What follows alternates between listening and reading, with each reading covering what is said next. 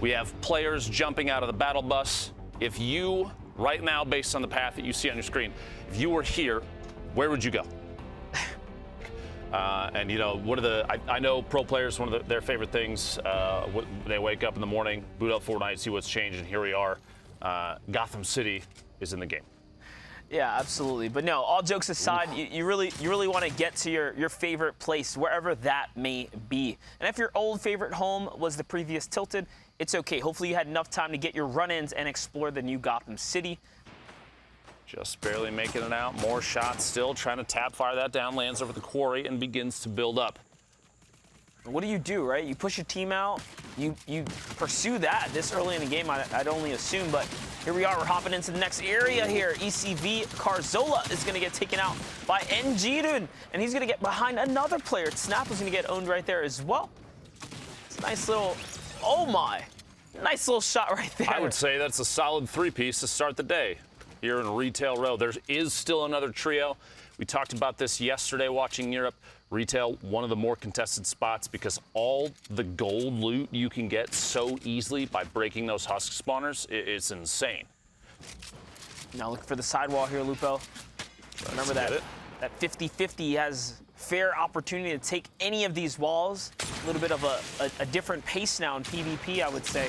Ooh, and a big hit from the outside. This goes down, gonna drop down, finish that. A little bit of siphon there, shots coming in from the actually it's a third party. You have two trios now, a trio and a duo, stacked up in the south building of Dusty Depot, but another team coming in from the northwest is gonna give a little bit more pressure than I think they bargained for. Players and teams playing patiently, taking small victories. It could just be the trend for trios. You never know what can happen. We have a full team coming out of a shield bubble there on hoverboards. Off to the races they go. And this scoped assault rifle is the weapon of choice here. Yes, there it is, little white piece, and that's Monkey Face who's going to go down there. He will be able to get the thirst, too. Dollar C showing he knows how to do the Tfue. In that scope, they are like crazy. A lot of players taking advantage of this weapon, especially. And finished before. Let's see what's happening here as you get a little overhead view as Blurry, Kovacaro are on the run here. He's on defense. Shots are coming in from both angles. Nice pinch being executed here from both teams. A little doublet on the inside of the box, trying to find a shot. Still marking the wall, saying he's in this one, he's in this one. And they're calling out for break of the walls. Blurry goes down. It's a finish as well. It's a 3v1 situation.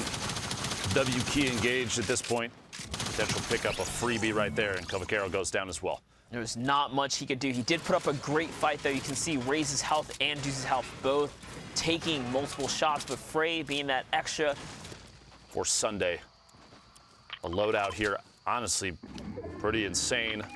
That gold infantry rifle, the minigun, pump shotgun, tons of heals. Are you kidding me? I was just gonna bring up. Just they don't have elims. He's about to potentially find his first. They're gonna build and defend against that, but the zone is making its move now. The team up top is just okay. Yeah, they're just gonna buy their time. They're looking down. I thought they were gonna be psychos and do the dive bomb. You know, some team get a big hit like that, you're like, it's go time. It's go time. I have a feeling that, I mean, you see three players. Yeah, you get a big hit. I think the takeaway there is knowing they're going to have to burn some resource to bring that HP and shield back up. Yeah. You don't have to push. If it was only two players, you get a big body shot. So the pace is like, yeah, it's like the tide of the water. It goes up and it goes down. And that's the pleasures of seeing the full games. You have to paint the whole story and catch this entire journey. We've been following Frey and his trio for quite some time. And it's not looking too good for them right now as Raze gets taken out right there. What is Frey going to do here? And Doozy, as they're now pressured with the storm, Frey's going to get taken out by a big shotgun shot from Bigfoot here. And Bigfoot is just cleaning up house with the shockwave as well. He will be able to get out of here. There it is. Off to the zone, he makes it. Bigfoot on his way in. The elimination going to come on through here in a second. There it is. You do have yet another trio. AR, Rise, moving forward here. Bigfoot, the double trap in that box, going to push through to his teammate. Max at this point, maybe a chance to go up if those eliminations are finished. Dementos, Flexi Litwick still rotating across the bottom of your screen. 18 trios remaining. 6 more need to go down, and the Stink's going to apply pressure to DRG, trying to build against it. So many shots coming in, and the Ticks literally trying to turbo build and hold it while there's pressure from a Stink grenade is one of the toughest spots, and he pays the price right there. He couldn't escape. You either escape the Ticks and stop the build, or and basically get mowed down, or eat the Ticks, or eat the minigun. You pick your poison at that point. Lose situation. Definitely a very strong combination coming at them. One that is, even the best struggle to defend against and escape. So, unfortunately for them, they are going to get taken out here. But we talked about zone favoritism here. Letwick definitely not on the beneficiary. On the far side, for sure. Yeah, not on the good side here, but it's all good. They do have a launch pad. Perfectly timed launch pad, mind you, allows them to get to the next zone without taking any fire and land perfectly in the mid-ground here. They chose to layer this mid-ground. He could have went up, he could have went down, but he gets right on top of Dementos, and they're playing this mid-ground perfected, to perfection right now. Big rotation forward, not wasting too many materials. Don't necessarily have to cover your back on that tarp as you move into the next safe zone, since it's not going to be safe anyway. Flexi looking down these little cheeky angles, trying to find a player underneath, rotating forward, use the audio cues or what can be gathered at this point. Because with this many players moving along the same tarps, it basically sounds like a stampede above and below. 2 eliminations total, 58 points, and they're in one of the best spots in terms of qualification for tomorrow. 14 trios now. 2 more need to go down before we get into those 3 placement points. Mind you, Storm Surge is active right now, so in just a couple seconds, if a team doesn't get dropped, someone's going to get melted by the Storm Surge here. A big hit. Letwick down to 50 HP. Looked for an opportunity with the minigun to take some shots. Instead, paid the price. A shot found him.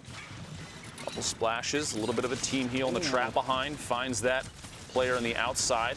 Flexi picking up a pair in the feed. Set of knockdowns right there. Dementos, an elimination as well.